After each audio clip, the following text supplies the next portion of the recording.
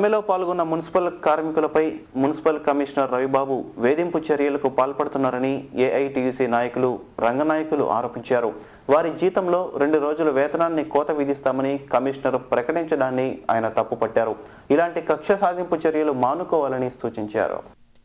Kaleswara Rao మార్కెట్లోని AITUC కార్యాలయంలో ఏర్పాటు చేసిన విలేకరుల సమావేశంలో ఏఐటీయూసీ నాయకుడు రంగనాయకులు మాట్లాడుతూ సమ్మెలో పాల్గొన్న మున్సిపల్ కార్మికులపై మున్సిపల్ కమిషనర్ రవిబాబు వేధింపు చర్యలకు పాల్పడుతున్నారని విమర్శించారు. వారి జీతాలలో 2 రోజుల వేతనాన్ని కోత విధిస్తామని కమిషనర్ ప్రకటించడం పట్ల ఆయన అభ్యంతరం వ్యక్తం చేశారు. ఏ ప్రభుత్వ శాఖలో సమ్మె జరిగినా సమ్మె కాలాన్ని సీఎల్గా పరిగణిస్తారని, ఇక్కడ మాత్రం అధికారులు అందుకు విరుద్ధంగా వ్యవహరిస్తున్నారని అన్నారు. జీతాలు సకాలంలో ఇస్తామని హామీ ఇచ్చినా ఎంపీ రాజగోపాల్, ఎమ్మెల్యేలు కార్మికులకు జీతాలు ఆగిపోయిన విషయంపై ఏం సమాధానం చెప్తారని ప్రశ్నించారు. ఉంటే విజయవాడ కార్పొరేషన్ ముందుగా చెప్పి నోటీస్ ఇచ్చి సమ్మెలోకి వెళ్ళినప్పటికి కూడాను మీ సీఎల్ని ఆయనకి ఇష్టం లేకపోతే మీ సీఎల్ని తిరస్కరిస్తున్నారని చెప్పాలి తప్ప సీఎల్ పెట్టినటువంటి వాళ్ళని మీకు సీఎల్ లేవు, మీకు జీతం కట్ చేస్తున్నారని చెప్పడం అత్యంత దుర్మార్గం అని చెప్పి కమిషనర్ గారికి చెప్తా ఉన్నాం. ఇటువంటి దుర్మార్గాలకు ఒడిగట్టొద్దని పదే చెప్తా ఉన్నాం. పోతే ఇవాళ ఉద్యోగ కార్మికులు 6 నెలల క్రితం రిటైర్ అయినటువంటి కార్మికులకి 2.5 కోట్ల రూపాయలు బెనిఫిట్స్ ఇవ్వాలి. ఈ రోజు వరకు ఇచ్చేటువంటి పరిస్థితి లేదు. మరి రిటైర్ అయినటువంటి కార్మికుడు వారి జీవన భారం ఏ విధంగా జరగాలన్న ఆలోచన. విలేకరుల సమావేశంలో ఏఐటీయూసీ నాయకులు పాల్గొన్నారు. నిరంతరం సేవా కార్యక్రమాల్లో నిమగ్నమయ్యే ఎన్ఎస్ఎస్ విద్యార్థులు ఇప్పుడు అనాథ విద్యార్థులకు అండగా నిలిచి వారికి విద్యతో పాటు క్రీడల్లో శిక్షణ ఇచ్చేందుకు ముందుకు వచ్చారు. వారి జీవితాల్లో వెలుగు నింపేందుకు కృషి చేస్తామని ఈ సందర్భంగా ఎన్ఎస్ఎస్ కోఆర్డినేటర్ మణికంఠ పేర్కొన్నారు. రైల్వే స్టేషన్ సమీపంలోని నవజీవన్ బాలభవన్లో పొట్టి శ్రీరాములు ఇంజనీరింగ్ కాలేజీలో నూతనంగా ఏర్పాటు చేసిన ఎన్ఎస్ఎస్ ఆర్గనైజేషన్ ప్రారంభాన్ని పురస్కరించుకొని ఇంజనీరింగ్ విద్యార్థులు అనాథ పిల్లలను ఉత్సాహపరిచి వారిలో ఉన్న సృజనాత్మకతను వెలికితీసేందుకు వారికి క్రీడల్లో, సాంస్కృతిక కార్యక్రమాల్లో పోటీలు నిర్వహించారు. పిల్లలు ఉత్సాహంగా కేరింతలు కొట్టారు. పోటీల్లో గెలుపొందిన విద్యార్థులకు బహుమతులను అందజేశారు. ఈ సందర్భంగా ఎన్ఎస్ఎస్ కోఆర్డినేటర్ మణికంఠ మాట్లాడుతూ అనాథ పిల్లలు వారికి ఎవరూ లేరని, మేము ఏదీ సాధించలేమనే నిరాశను దూరం చేసేందుకు ఎన్ఎస్ఎస్ తరపున తాము పూర్తిగా సాయం అందిస్తామని ఆయన తెలిపారు. వారంలో ఒక్కరోజు కాలేజీకి సెలవు కావడంతో ప్రతి ఆదివారం ఉచితంగా వారికి విద్యతో పాటు క్రీడల్లో శిక్షణ ఇస్తామని ఆయన పేర్కొన్నారు. భవిష్యత్తులో వారికి అనాథ అనే పేరు లేకుండా కృషి చేస్తామని ఆయన తెలిపారు. నుంచి బయట రావడానికి మా స్టూడెంట్స్ని తీసుకుని ఇవాళ ఇక్కడికి వచ్చి అనాథలతో ఎంజాయ్ చేసేటట్టు ప్లాన్ చేశాము. అంతేకాకుండా చిన్నపిల్లలకి విద్య అనేది చాలా అవసరం. విద్య యొక్క ప్రాముఖ్యత గురించి వాళ్ళకి వర్ణించి ఈ రోజుతో కాకుండా ఇకపై కూడా ఫ్యూచర్లో ఇటువంటి యాక్టివిటీస్ ఎన్నో చేయడానికి మేము ప్లాన్ చేస్తున్నాం. అంటే ప్రతి వారం ఆదివారం మాకు సెలవే, మా స్టూడెంట్స్ కూడా ఫ్రీగా ఉంటారు ఆ టైంలో. కనుక వాళ్ళు ఫ్రీగా ఉన్న టైంలో మా స్టూడెంట్స్ని ఇక్కడికి తీసుకొచ్చి ఇక్కడ చిన్నపిల్లలకి ఈ కార్యక్రమంలో ఎన్ఎస్ఎస్ విద్యార్థులు పాల్గొన్నారు. పెన్షనర్ల సమస్యలను ప్రభుత్వం సత్వరమే పరిష్కరించాలని పెన్షనర్స్ అసోసియేషన్ జిల్లా అధ్యక్షులు సత్యనారాయణ సింగ్ డిమాండ్ చేశారు. పెన్షనర్ల సమస్యలపై సమీక్షించేందుకు సర్వసభ్య సమావేశాన్ని ఏర్పాటు చేశారు.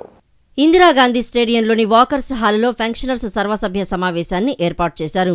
సమావేశంలో పెన్షనర్స్ జిల్లా అధ్యక్షులు సత్యనారాయణ మాట్లాడుతూ పెన్షనర్స్కు వివిధ రకాల ఫారాలు తెలుగులో ఉండేటట్లు ప్రభుత్వం చర్యలు చేపట్టాలన్నారు.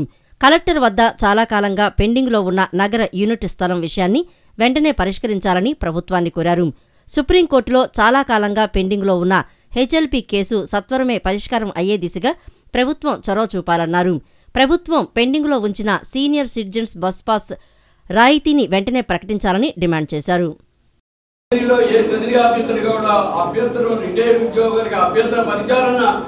పరిస్థితి లేకుండా జరుగుతుందని కూడా సభాముఖంగా చెబుతూ వారికి కూడా నేను ధన్యవాదాలు తెలియజేసుకుంటున్నాను.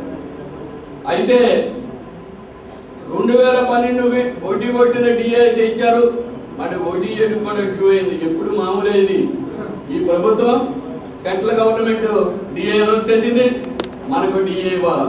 మనకు డిఏ ఇచ్చేది మళ్ళీ ఆన్లైన్ ఏరియాస్ తీసుకోవాల్సిన పరిస్థితి మనకు ఉన్నది. అడుగుతున్నాం ఈ రోజు కూడా దాన్ని కూడా డిమాండ్ చేస్తున్నారు, మాకు డిఏ ఇవ్వండి. చేనేత కార్మికులను ప్రోత్సహించవలసిన అవసరం ఎంతైనా ఉందని తూర్పు శాసనసభ్యులు యలమంచిలి రవి అన్నారు. లేపాక్షి ఆధ్వర్యంలో ఏర్పాటు చేసిన హ్యాండ్ క్రాఫ్ట్స్ ఎగ్జిబిషన్ను ఆయన ప్రారంభించారు. ఎగ్జిబిషన్లోని వస్తువులను ఉత్పత్తిదారులే స్వయంగా అమ్మకాలు సాగించారు. కేపీ నగర్ విద్యాసదన్లో లేపాక్షి ఆధ్వర్యంలో హ్యాండీక్రాఫ్ట్స్ ఎగ్జిబిషన్ను ఏర్పాటు చేశారు. ఎగ్జిబిషన్ను ప్రారంభించిన తూర్పు నియోజకవర్గ శాసనసభ్యుడు యలమంచిలి రవి మాట్లాడుతూ చేనేత వస్తువులకు మంచి ఆదరణ లభిస్తుందని అన్నారు. చేనేత రంగాన్ని అభివృద్ధి చేయాలనే ఉద్దేశంతోనే ప్రభుత్వం లేపాక్షిని ఏర్పాటు చేసిందన్నారు. ఉత్పత్తిదారులే అమ్మకాలు జరపడం వల్ల చేనేత కార్మికులకు మేలు జరుగుతుందన్నారు. అనంతరం లేపాక్షి హ్యాండ్క్రాఫ్ట్స్ ఎంపోరియం మేనేజర్ పార్థసారథి మాట్లాడుతూ 14 నుంచి 23వ తేదీ వరకు 10 రోజుల పాటు ఎగ్జిబిషన్ కొనసాగుతుందన్నారు. ఎగ్జిబిషన్లో దేశం నలుమూలల నుంచి వచ్చిన చేనేత కార్మికులు పాల్గొన్నారని తెలిపారు. ఈ అవకాశాన్ని నగర ప్రజలందరూ వినియోగించుకోవాల్సిందిగా ఆయన కోరారు. రకరకాల వీటిని అభివృద్ధి చేసి వాటిని దేశవ్యాప్తంగా ఉన్న మెటీరియల్స్ని కూడా రకరకాల ఇప్పుడు బెంగాల్లో కాటన్ ఉండి వేరే స్టేట్స్ నుంచి కూడా సిల్క్ తీసుకొచ్చి ఇక్కడ అమ్మే పరిస్థితి ఇక్కడ తీసుకొచ్చి పరిచయం చేయడం జరుగుతుంది. సో అంటే దీన్ని చేతి వృత్తి కళాకారులని ప్రోత్సహించాలనే దృక్పథంతో ప్రభుత్వం తీసుకున్న నిర్ణయాన్ని ముందుకు తీసుకెళ్లడంలో అందరూ దీన్ని పబ్లిక్ కూడా అందరూ దీన్ని హ్యాండ్లూమ్స్ ఎగ్జిబిషన్ని ప్రదర్శిస్తున్నారు. ఈ ఎగ్జిబిషను ఈ రోజు నుంచి ఈ నెల 23 వరకు ఇక జరుగుతుంది. అంటే దాదాపు 10 రోజులు ఎగ్జిబిషన్ జరుగుతుంది. ఈ ఎగ్జిబిషన్లో మెయిన్గా ప్రదర్శించేది ఏంటంటే అన్ని హ్యాండ్లూమ్స్ వస్తువులు ఉంటాయి. ఎక్కువగా ఉప్పాడ సిల్క్ శారీసు, తర్వాత వెంకటగిరి, తర్వాత పోచంపల్లి. ఇప్పుడు కాసేపు ప్రకటనలో